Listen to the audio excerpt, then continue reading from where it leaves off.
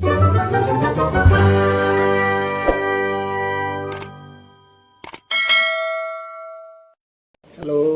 Assalamualaikum warahmatullahi wabarakatuh. Semoga kita semua dalam keadaan sehat walafiat. Hari ini kita akan memulai aktivitas dengan semangat, ya, optimis bahwa apa yang telah kita cita-citakan, apa yang menjadi ekspektasi kita, insya Allah dapat kita raih dalam tempo yang sesuai ditargetkan sebagaimana jadwal dan schedule yang telah kita atur, ya, deadline atau batas waktu dan perencanaan-perencanaan lain yang telah kita atur secara matang, insya Allah. Nah, sebelum lanjut memulai aktivitas, saya ingin memberi komentar berkaitan dengan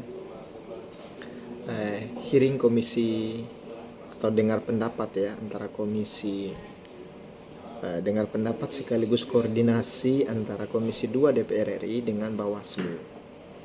Nah, ada komentar salah satu politisi dari PDIP yang berkaitan dengan kinerja Bawaslu RI. Yang disorotinya adalah terkait Bawaslu di kabupaten kota atau Bawaslu di tingkat provinsi, ya, di bawahnya, di bawah DPR RI, di bawah Bawaslu RI, bahwa ada fenomena semacam pelambatan penanganan masalah aduan dari masyarakat berkaitan dengan tahapan kampanye yang dinilai menyalahi aturan, tapi saat masyarakat mengadukan atau memberi komplain, Bawaslu seperti lambat, seolah-olah menggeser. Itu kan berpengaruh pada jadwal dan tahapan yang telah diatur. Nah, ini yang ikut disorot oleh DPR. Nah, menurut saya memang itu bukan lagi hal baru, ya. Sebetulnya penyelenggara pemilu secara keseluruhan, ya, dalam kerja yang berjenjang itu harus benar-benar mempersiapkan segala sumber daya atau resources, baik sumber daya manusianya maupun sumber daya instrumen yang digunakan, fasilitas-fasilitas yang telah disediakan negara.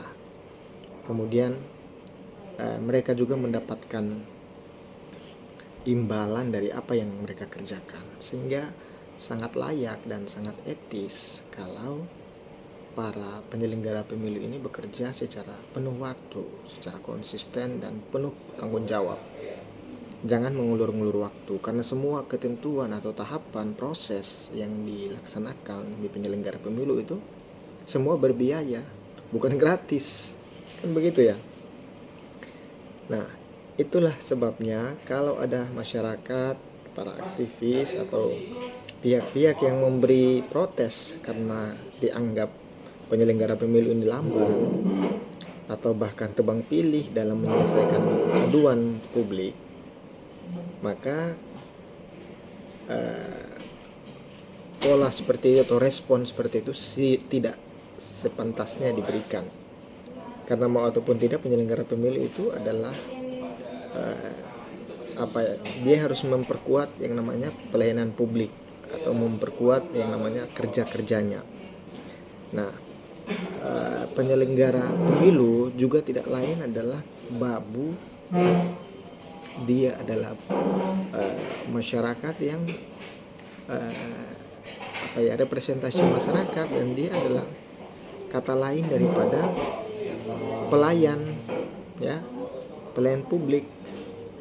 Jadi tidak rasional ketika dia tidak mau mendengar aduan ataupun dia tidak mau merespon apa yang menjadi bahan protes daripada masyarakat itu sendiri. Nah, tuannya penyelenggara pemilu, tuan ataupun majikannya itu rakyat. Sehingga rupa, ragam, bermacam protes dan koreksi maupun saran yang dimunculkan dari bawah harus ditanggapi secara cepat. Nah, jangan selalu para penyelenggara pemilu ini menggunakan kacamata kuda atau di sisi lain memandang sebuah reaksi publik sebagai hanya sekedar ini soal like and dislike, ini soal politis. Padahal hal-hal substansi yang disampaikan itu berkaitan erat dengan upaya merevitalisasi demokrasi, mengkonsolidasikan demokrasi. Karena kalau penyelenggara pemilu tidak peka terhadap aspirasi dan pandangan atau usulan yang masuk, maka konsekuensinya adalah hasil pemilu akan menjadi tidak berkualitas. Ya, penyelenggara pemilu yang berintegritas, ya, yang kita harapkan bekerja secara profesional dan memberi teladan, menjadi role model dalam praktek berdemokrasi, malah melahirkan sebuah insiden, melahirkan sebuah praktek yang memiriskan kita semua. Yang dicapai bukan prestasi dan kerja yang unggul, tapi malah aib bagi kita bersama. Nah, ini yang kita tidak mau. Karena penyelenggara pemilu itu ya sekali lagi dia terlahir dari rakyat. Sehingga wajar kalau rakyat memarah-marahi penyelenggara pemilu. Dia digaji besar loh untuk bekerja. Nah, walaupun dia terpilih dari Komisi 2 ya, muaranya dari situ. Para politisi juga yang memilih penyelenggara pemilu.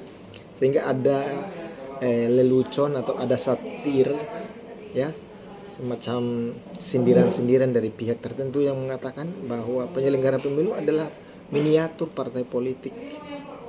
Ya, itu juga tidak bisa kita salahkan ya, karena memang alur proses dari penyelenggara pemilu itu lahir ya dari partai politik. Dia diseleksi oleh partai politik, oleh komisi dalam artian Komisi 2 DPR RI untuk Bawaslu dan KPU RI. Kemudian beberapa nama itu di fit and proper test dan dibuat ranking, baru kemudian komisi-komisi ini adalah perwakilan dari fraksi. Fraksi-fraksi adalah kaki tangan atau orang-orang atau kader partai politik tertentu, perwakilan partai politik. Dari hasil itu digodok, diserahkanlah ke presiden, baru presiden menetapkan melalui Mendagri. Nah, itu mekanisme. Jadi bukan hal asing ya, bukan hal yang barulah kalau orang memberi sanksi, orang menaruh curiga terhadap penyelenggara pemilu, karena bisa wajar, bisa masuk akal kalau orang curiga, karena memang kehadiran penyelenggara pemilu ya begitu. Nah, lebih dari itu kita berharap agar peningkatan kerja dan menjadikan hukum atau menjadikan aturan sebagai kompas, sebagai acuan, sebagai satu-satunya kitab, ini harus menjadi prioritas ya. Jangan aturan-aturan itu menjadi sekedar formalitas dan basa-basi argumentasi yang hanya memperkuat, mencari alasan untuk memperkuat dalil dan praktik busuk tertentu, menutupi hal buruk yang dilakukan oleh para oknum-oknum tertentu dengan alasan-alasan hukum. Tapi bagaimana yang idealnya adalah bagaimana melaksanakan atau menerjemahkan, mengejawantahkan aturan yang ditetapkan, aturan penyelenggara pemilu tentu, aturan tentang undang-undang pemilu dan petunjuk teknis atau surat edaran, juklak, juknis dan lain-lain, seluruh perangkat tentang aturan pemilu, pilpres dan seterusnya. Nah, begitu ya kira-kira. Jadi dari kelompok masyarakat sebagai aktivis, sebagai pemerhati, kita akan mengawal, kita akan terus-menerus mengingatkan penyelenggara pemilu agar bekerja on the track ya, sesuai ketentuan yang berlaku. Jangan mudah diintervensi, jangan mau diberdaya atau dibujuk rayu karena pemberian tertentu, dikasih hadiah atau dibuat gratifikasi prakteknya.